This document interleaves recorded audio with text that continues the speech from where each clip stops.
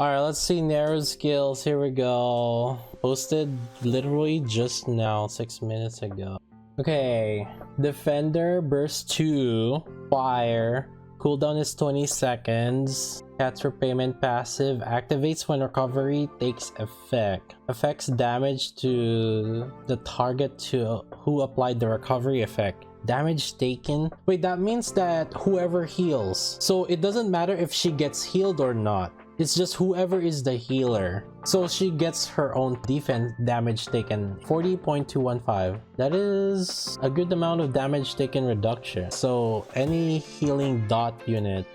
So think of something like Noise Burst, for example. That sounds like it will heal every tick, every time a recovery happens. Oh, actually Rapunzel does work also, right? Rapunzel, every time Rapunzel heals. Think of bunny girls. The burst or the healing doesn't happen until they burst. So if you use bunny girls, you gotta also keep in mind how long does it take.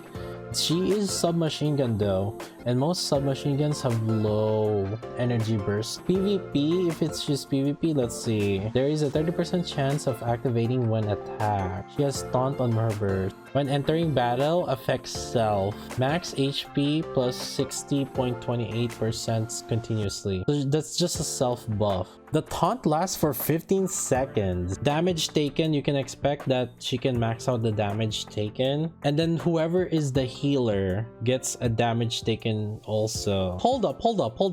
Here's another thing. You know when you apply lifesteal for other people? So who is considered the one that triggered the recovery effect? You think she will last long enough to have Viscid Burst? Why wouldn't you be? She's a defender. So if she's on the first slot, which is more likely to get hit, if the enemy doesn't have a good AoE, then you can use her to continuously just taunt. Because Biscuit has invulnerability, remember that. Invincible for 5 seconds. Maybe if you build her with defense? I'm actually curious, and obviously a lot of you are not doing it, right? How effective is it to actually build properly with high defense, like overloaded? Because that's also another thing. And here's what here's also what I have been thinking for a while now.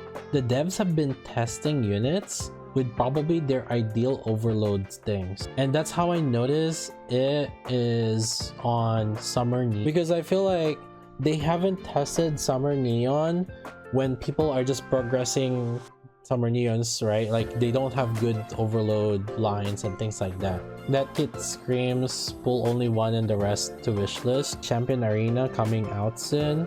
People are gonna try to experiment around her, and maybe, okay, this is just a copium hope, maybe they're trying to get away from the fast burst meta, or at least they're trying to.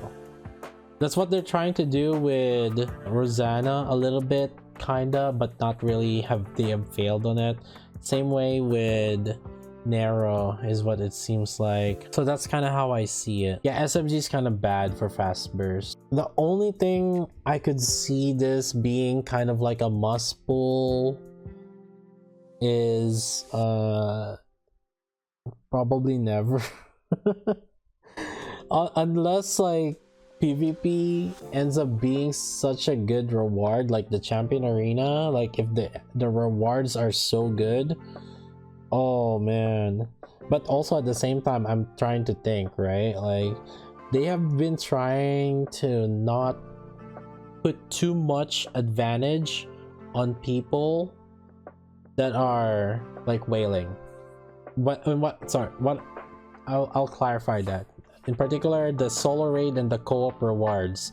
I vaguely recall part of the thing where the dev notes, either dev notes or one of the things where basically they talk about the balance.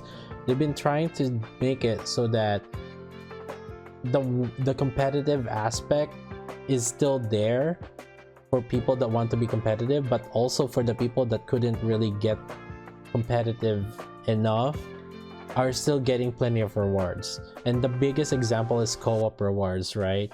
It doesn't really matter if you got like top 100 really versus just top 10%. The rewards on that, that's actually pretty insignificant. And the same is solo raid, right? In solo raid also, the rewards, let's start with the rewards in solo raid. It's really just frame. And dude, who cares about the gems that you get? Who, like, you're against like the whales.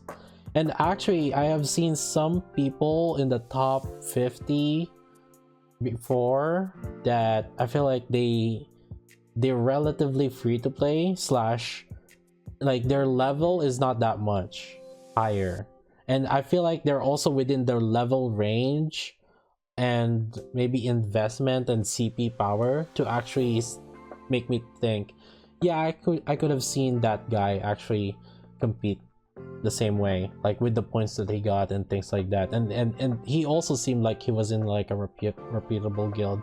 I forgot who it was, but what I'm saying though is things that are there's competition, I could see them like not making it too crazy for the people. Like if you're not ranked high enough, you're not gonna get too much.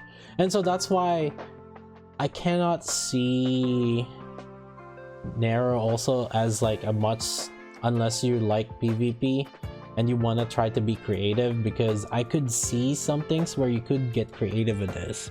Maybe this is their way to try to go away from the meta of bursting as fast as you can. Who knows?